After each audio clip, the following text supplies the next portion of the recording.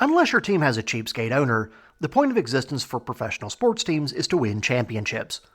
If you watched my Teams with Record Wins and No Titles short, you'll know that having a great season, even a record-setting one, does not guarantee winning a title in that sport.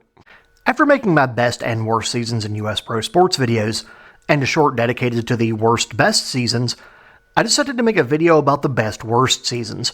Someone has to be the, quote, worst team to win a championship in each sport, correct?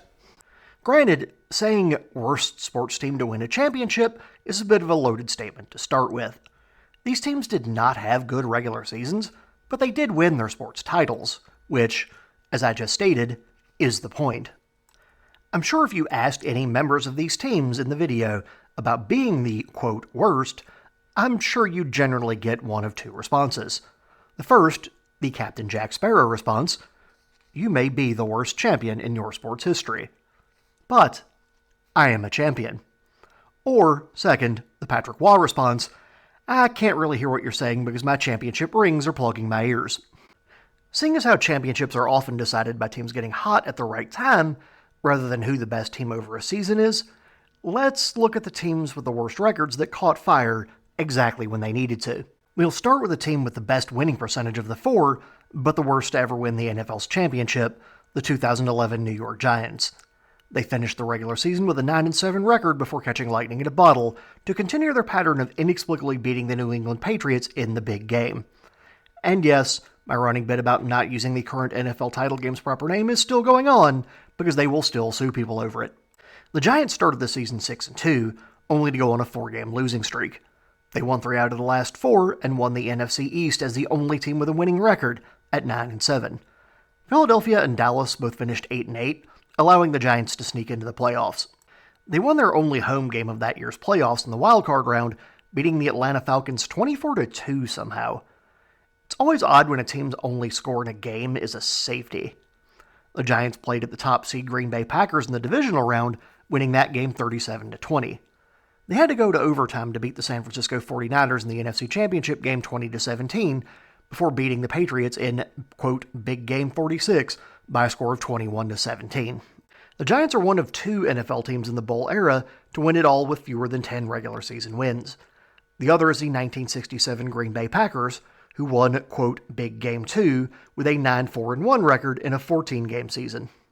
Prior to the Bowl era, plenty of teams won titles with fewer than 10 wins, although in shorter seasons, sometimes as few as 10 games.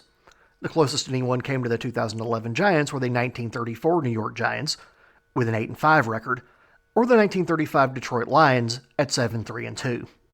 The NBA's best-worst team would be the 1977-78 Washington Bullets, now the Wizards, boasting the 8th best record in the NBA that season with a 44-38 record.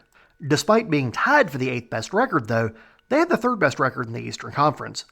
They started the playoffs by beating the Atlanta Hawks 2-0 in a best-of-3 series. The Bullets next beat the 2nd-seeded San Antonio Spurs 4-2, having won all 3 games in Washington. They then pulled that exact same trick in the Eastern Conference Finals, beating top-seeded Philadelphia 76ers 4-2 while winning all 3 home games. In the NBA Finals, they did actually lose their first and only home game of that year's playoffs, losing Game 3 of the series in Washington to the Seattle Supersonics, now the Oklahoma City Thunder. They would go 2-2 in Seattle in that series, taking the NBA championship in 7 games. The Bullets were only 5-6 on the road during those playoffs, but posted a 9-1 home record to do just enough to bring home the trophy. Interestingly, the 77-78 Sonics were only 47-35 during their regular season, and finished 4th in the Western Conference and 6th overall in the league. This may have been the most statistically average NBA Finals matchup of all time. If the Sonics had won instead of the Bullets, they would still be tied with the 1995 Houston Rockets for what would be the 2nd worst winning percentage of any NBA champion. Only the 1956 Philadelphia, now Golden State Warriors, would have a worse winning percentage. Major League Baseball's standard bearer for the worst team to ever win the World Series is the 2006 St. Louis Cardinals. They finished the season with an 83-79 record and only made it into the playoffs because they played in an amazingly bad NL Central that year. Only one other team, the Houston Astros, had a winning record, but they were only 82-80, 1 game in back of the Cardinals. Because of baseball's playoff structure at the time with only one wildcard team, the Cardinals, who won their division basically by default, made the playoffs, whereas the 85-win Philadelphia Phillies did not. That didn't stop the Cardinals from going on a run, though, one that ended in World Series rings.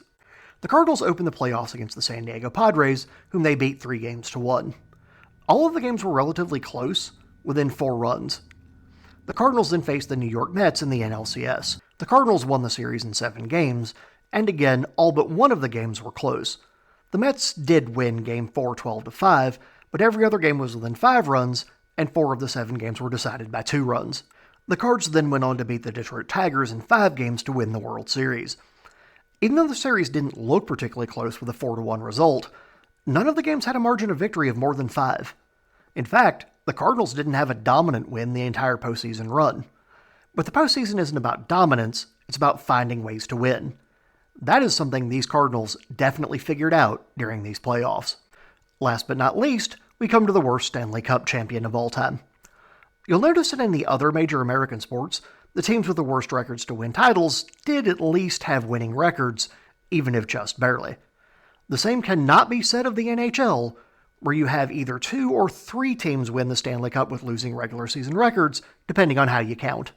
Technically, the Stanley Cup winning 2012 Los Angeles Kings did have a losing record, with a record of 40 wins, 27 losses, and 15 overtime losses. Although when it comes to the NHL standings, an overtime loss functionally counts for half a win. Effectively, a 40, 27, and 15 record for an NHL team would be like an NBA team having a 47.5 win, 34.5 loss record, so calling them a team with a losing record is a bit questionable. The other 2 teams, however, are not questionable at all. Even if you treated their ties the same way as the 2012 Kings overtime wins, which functionally are the same thing, they still wouldn't have winning records. And the official holder of the worst team ever to win a title wouldn't even have a winning record if you straight up added their ties to their wins. Who are these teams, you ask? Well, let's start with the runner-up, the 1948-49 Toronto Maple Leafs, who won the Stanley Cup with a regular season record of 22, 25, and 13. Using the half-a-win rule like we did for the Kings, the record would still be 28.5, 31.5. So how does a team with an unmitigated losing record make the playoffs? Well, if you've ever heard the term Original Six when talking about the NHL, you know that for a decent chunk of its history, the NHL consisted of 6 teams. The 1948-49 season was in that era, and 4 of the 6 teams made the playoffs. Considering more than half the league made the postseason, the idea that a team with a losing record could make the playoffs was not only plausible, but basically inevitable. And given how average teams can get hot at the right time sometimes, such a team running the table, given enough chances, is actually likely.